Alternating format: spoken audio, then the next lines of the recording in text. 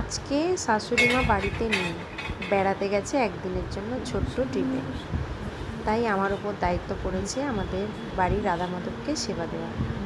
প্রথমেই রাধা মাধবকে একে একে কৃষ্ণ এবং রাধা মাকে সিংহাসন থেকে নামিয়ে স্নান করিয়ে নিলাম। তারপর বস্ত্রগুলো পাল্টে রাত্রে শয়ন দেওয়া হয় আমাদের ঠাকুরকে।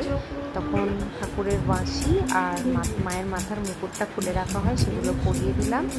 তারপরে চন্দন, পিড়িতে চন্দন একটু ঘষে নিলাম, তুলসীপত্রে সেই চন্দন লাগিয়ে মা যেখানে যেখানে, মানে শাশুড়ি মার কথা বলছি, মা যেভাবে যেখানে যেখানে তুলসীপত্র চন্দন দিয়ে দেয় সেই সব বাবার পায়ে দিলাম।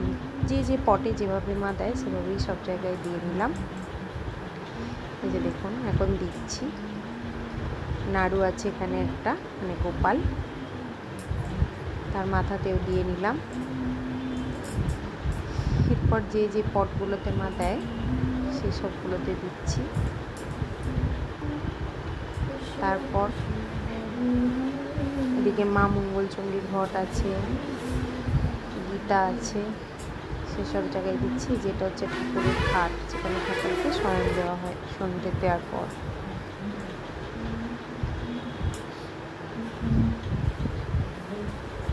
তুলসীপত্র দিয়ে দেওয়ার পর ঘটে জল দিয়ে দিচ্ছি, গঙ্গা জল।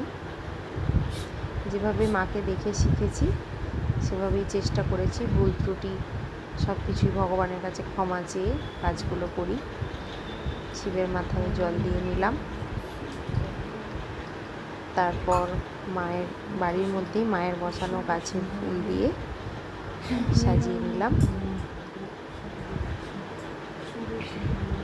একে একে সমস্ত ঠাকুরকেই দিয়ে নিচ্ছি।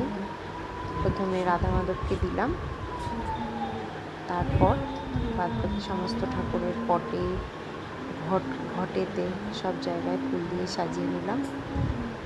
এরপর যে দেখুন এখানে এটা লক্ষ্মীর ঘট, এখানেও ফুল দিয়ে নিলাম। শিবের মাথায় দিয়ে দিচ্ছি। তারপর ঠাকুরের খাবার সন্দেশ দিয়ে ঠাকুরকে ভোগ দেওয়া হয়, সেবা দেওয়া হয়, সেগুলোই দিয়ে নিয়েছি।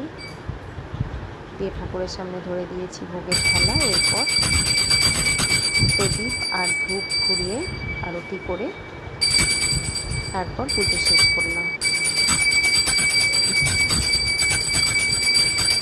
ছেলে আমার সাথে ছিল, ছেলেই ভিডিওটা করে দিয়েছে। আমাদের মন্দিরে রাধা মাধবের সেবা আপনাদেরকে দেখালাম।